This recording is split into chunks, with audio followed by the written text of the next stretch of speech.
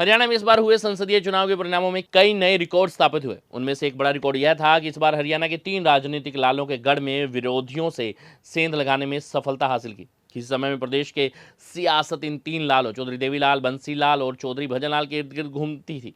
आज बेशक ये तीनों ही लाल इस दुनिया में नहीं है, मगर इनके सियासी वारिस इनकी राजनीति को आगे बढ़ा रहे हैं। मगर इन संसदीय चुनावों के परिणामों में तीनों ही लालों के परिवार सदस्यों के लिए झटके माने जा सकते हैं, क्योंकि इन लालों के वारिसों को अपनी ही निर्वाचन क्षेत्रों में हार का सामना करना पड़ा।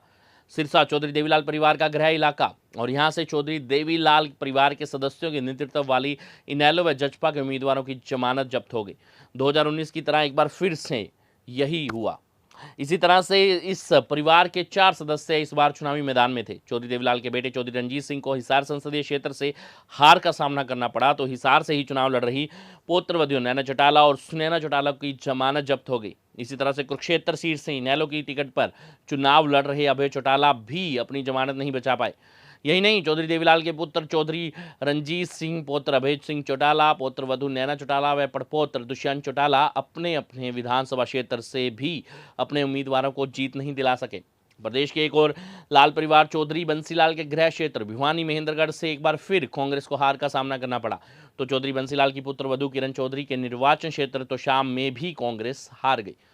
इसी प्रकार से प्रदेश के तीसरे सियासी लाल चौधरी भजनलाल परिवार के निर्वाचन क्षेत्र आदमपुर से भी भाजपा को पराजय का सामना करना पड़ा। गौरतलब है कि चौधरी देवीलाल, चौधरी भजनलाल और चौधरी बंसीलाल हरियाणा की राजनीति के सबसे बड़े किरदार माने जाते हैं। चौधरी देवीलाल 2 बार, चौधरी बंसीलाल 4 बार एवं चौधरी भजनलाल 3 बार हरियाणा के मुख्यमंत्री रहे।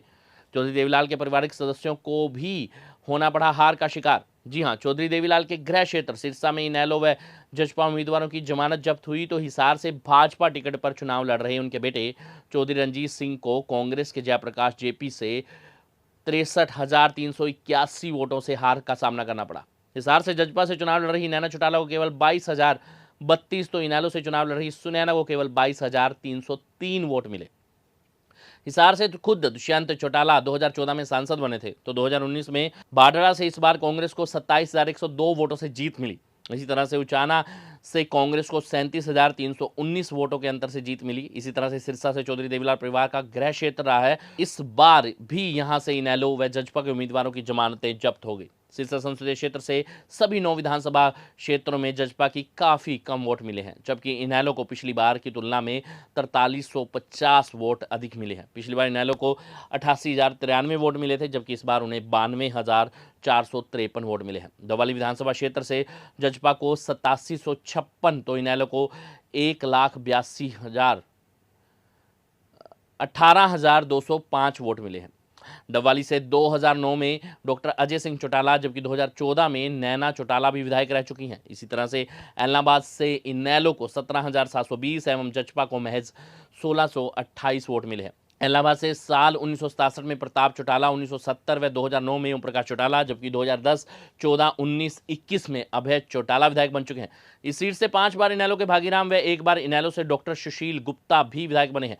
सिरसा विधानसभा क्षेत्र से इनेलो को 5558 वोट एवं इनेलो को 1303 वोट, कालावाली में इनेलो को 12,000 वोट 290 एवं जजपा को 1804 वोट मिले।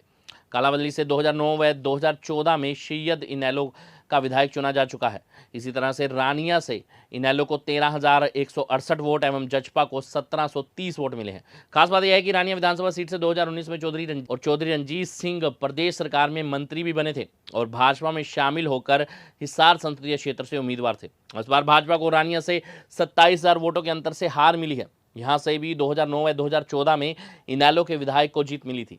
नरवाना विधानसभा क्षेत्र से इनेलो को 12,765 एवं जजपा को 1454 वोट मिले हैं। इसी प्रकार से टोहाना से इनेलो को 3522, जजपा को 915, फतेहाबाद से इनेलो को 3637 व जजपा को 1559 वोट, जबकि रतिया से जजपा को 900 एवं इनेलो को 5414 वोट मिले हैं। ये थी हमारी खास रिपोर्ट।